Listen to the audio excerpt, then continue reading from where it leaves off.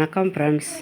தக்காளி சட்னி வைக்கிறதுக்கு ரெடி பண்ணி எடுத்து வச்சுருக்கேன். இன்றைக்கி வித்தியாசமாக வைக்கலான்ட்டு, அதாவது எதுவுமே போட மாட்டோம். நம்ம பருப்பு இன்றைக்கி நான் பருப்பு போடலான்ட்டு பருப்பு கொஞ்சம் உளுந்தம்பருப்பு, கொஞ்சம் கடலைப்பருப்பு எடுத்து வச்சுருக்கிறேன்.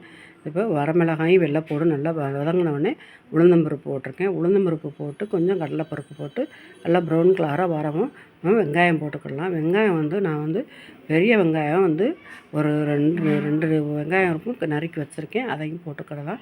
போட்டு நல்லா வதங்கினோடனே அதுக்கப்புறமா வெங்காயம் ப்ரௌன் கலராக வரட்டும். வந்த உடனே தான் நம்ம தக்காளி போடலாம். தக்காளியும் போட்டு நல்லா வதங்கவும் ஒரு சின்ன நெல்லிக்காய் அளவு புளி போட்டிருக்கேன். புளியும் எடுத்து நல்லா வதக்கினோடனே அதுக்கப்புறமா கொஞ்சமாக வெல்லம், ஓரளவு சின்ன துண்டு வெல்லம் போட்டிருக்கேன். வெல்லம் போட்டு நல்லா வதக்கலாம். கொஞ்சமாக அந்த வெல்லம் போட்டோம்னா எந்த பொருளுக்குமே இறக்குறப்ப கொஞ்சம் வெல்லம் போட்டோம்னா அது ஒரு டேஸ்ட்டாக இருக்கும். வெல்லம் இறக்கிட்டு கொஞ்சம் மல்லி இலை, கொஞ்சம் கருவேப்பிலையும் போட்டு வதக்கி வச்சுருக்கேன். இப்போ ஆற விட்டு அரைச்சிட்டு வரலான்ட்டு எடுத்து வச்சாச்சு. இன்றைக்கி நான் தோசை தான் ஊற்ற போகிறேன். தோசைக்கு இந்த மாதிரி சட்னி வச்சோம்னா சூப்பராக இருக்கும். அதனால் எடுத்து வச்சுருக்கு. ஆற விட்டு இப்போ அரைச்சிட்டும் வந்தாச்சு. அரைச்சிட்டு வந்ததுக்கப்புறமா பார்த்தோம்னா நல்லா தாளிக்கும் போது கொஞ்சமாக நம்ம தாளிச்சிட்டு உளுந்தம்பருப்பு எல்லாம் போட்டுட்டு கொஞ்சம் உளுந்தம்பருப்பு கூட கடுகு கொஞ்சமாக போட்டு உளுந்தம்பருப்பு கூட போட்டுக்கிடலாம்.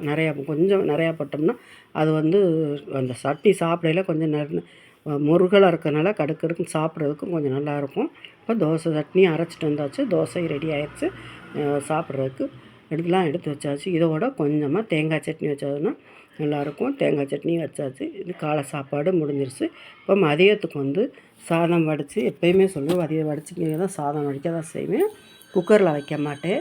இப்போ சாதம் வடித்தாச்சு. அதோட ரசம் வச்சு கடலைப்பருப்பு நம்ம குழம்பு கடலைப்பருப்பே கூட்டு மாதிரி வச்சுருக்கிறேன். எதுவுமே போடாமல் இந்த மாதிரி வச்சோம் நல்லாயிருக்கும். இது கொஞ்சமாக மசால் நம்ம வீட்டில் வச்சுருக்க மசால் பொடியை கொஞ்சமாக போட்டு அதோட ஒரு 2 வெள்ளைப்பூடு உரித்து போட்டு நம்ம நல்லா வேக வச்சு இறக்குறப்ப கொஞ்சமாக தேங்காய் தட்டி போட்டு இறக்குனோம்னா நல்லாயிருக்கும். இறக்கியாச்சு. அதுக்கப்புறமா கொஞ்சம் ஒரு சின்ன சவுச்சவுக்காய் இருந்தது, அதையும் போட்டு பொரித்து வச்சாச்சு. பொரியல்லாம் பண்ணியிருக்கேன் சவுச்சவுக்காயை. அதோட முட்டை அவிச்சு வச்சுருக்கோம். முட்டையே அவிச்சு தான் வச்சுருக்கேன். இன்றைக்கி ஆம்லேட் போடல. கேசரி கடையில் வாங்கிட்டு வந்தாங்க, அதுவும் எடுத்து வச்சாச்சு. பயறு பாசிப்பயிறு ஊற வச்சுருந்தேன் முளைக்க வைக்கிறதுக்காக. முளைக்கட்டை பயிறு கொஞ்சம் கொஞ்சமாக சாப்பிட்லான்னு சொல்லிட்டு எடுத்து வச்சுருந்தேன். இப்போ எல்லாம் ரெடி ஆயிடுச்சு. அதை ஒரு பாக்ஸில் வச்சு அடைச்சி வச்சுருந்தேன். நல்லா முளைச்சி வந்துருச்சு. இப்படி இருக்கிறப்ப குழந்தைகளுக்கு நல்லா கொடுக்கலாம். இதை இதோட வீடியோ முடிஞ்சிருச்சு. பிடிச்சிருந்தா லைக் பண்ணுங்கள். பாய்.